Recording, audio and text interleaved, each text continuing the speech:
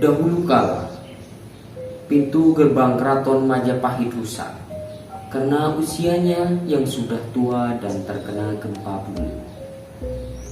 Raja bermaksud membangun kembali pintu gerbang tersebut seperti sedia kala, megah seperti saat dibangun pertama kali oleh Raden Wijaya, sang pendiri kerajaan Majapahit. Para tukang pun dan empu dikumpulkan untuk membangun pintu gerbang keraton tersebut. Mereka bekerja siang dan malam secara bergiliran, sehingga boleh dikatakan pekerjaan membangun pintu gerbang tersebut tanpa henti dan berjalan terus-menerus. Namun sungguh aneh, setiap kali bagian atas pintu gerbang itu selesai dikerjakan dengan sempurna, tiba-tiba pintu gerbang yang sudah kelihatan megah, indah itu roboh, berantakan. Kejadian itu sungguh aneh dan berulang selama 3 kali. Lalu salah satu seorang empu dari tim pembuat gapura itu bersemedi. Ia adalah seorang empu sakti dari Madura.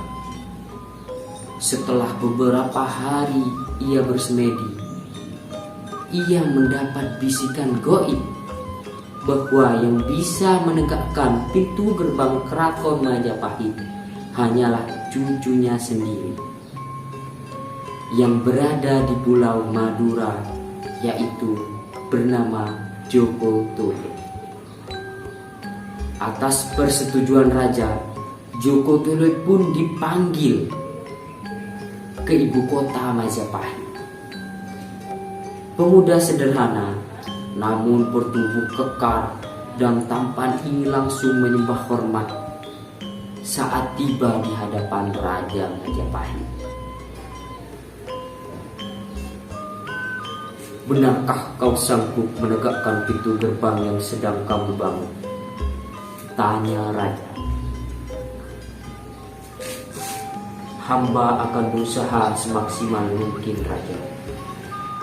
Sehingga dalam legenda itu dikatakan bahwa Joko Tole dibakar di atas belanga raksasa dan sesuatu dari pusarnya mengeluarkan cairan perekat.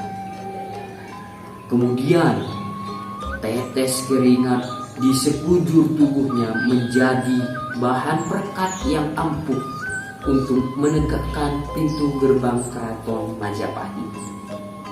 Akhirnya, dengan bantuan Joko Tole, para empu dapat membangun dan berhasil menegakkan kembali pintu gerbang tersebut. Tentu saja, raja sangat gembira dengan kenyataan ini. Maka, sejak saat itu pun Joko Tole diangkat menjadi salah satu perwira utama di Istana Majapahit. Sebab selain ahli membangun, ternyata Joko Tole juga mempunyai keterampilan dan keprajuritan. Bahkan dia mempunyai siasat perang yang sangat tangguh. Joko Tole ternyata seorang prajurit yang tangkas, cekatan dalam memimpin pasukannya. Setiap pemberontakan terhadap Majapahit selalu berhasil ia padamkan dengan tidak terlalu banyak memakan korban. Tidak aneh kalau raja sangat sayang sekali kepadanya. Ia sering mendapatkan banyak hadiah dari sang raja. Kemudian, karena raja sangat sayang kepada Joko Tole, ada beberapa orang yang merasa iri hati kepadanya. Mereka yang merasa tidak senang itu menyebarkan isu, bahkan fitnah, bahwa kesetiaan Joko Tole kepada rajanya hanya setengah-setengah. Joko Tole berjuang bukan untuk kejayaan kerajaan Majapahit, akan tetapi sekedar hanya untuk mendapatkan hadiah dari sang raja. Fitnah dan desas-desus itu akhirnya tembus sampai ke telinga sang raja. Sebenarnya raja ragu-ragu akan kebenaran berita itu. Lalu raja pun memutuskan untuk menguji kesetiaan dari Joko Tole. Raja pun memanggil Joko Tole. Joko Tole, aku mempunyai seorang putri bernama Dewi Ratnadi. Maukah engkau seandainya ia kujodohkan denganmu? Hamba siap untuk dijodohkan dengan putri Baruka, jawab Joko Tole dengan suara yang lantang dan tegas. Tetapi apakah engkau tidak akan menyesal di kemudian hari? Tanya sang raja. Mengapa hamba harus menyesal? Tanya Joko Tole. Ketahuilah, putriku ini buta. Apakah engkau masih tetap mau mengawininya? Hamba tetap bersedia,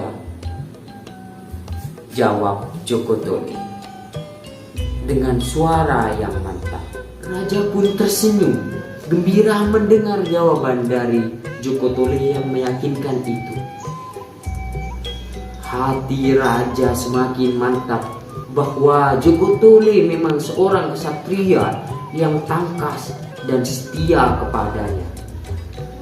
Isu dan fitnah hanyalah bohong belaka.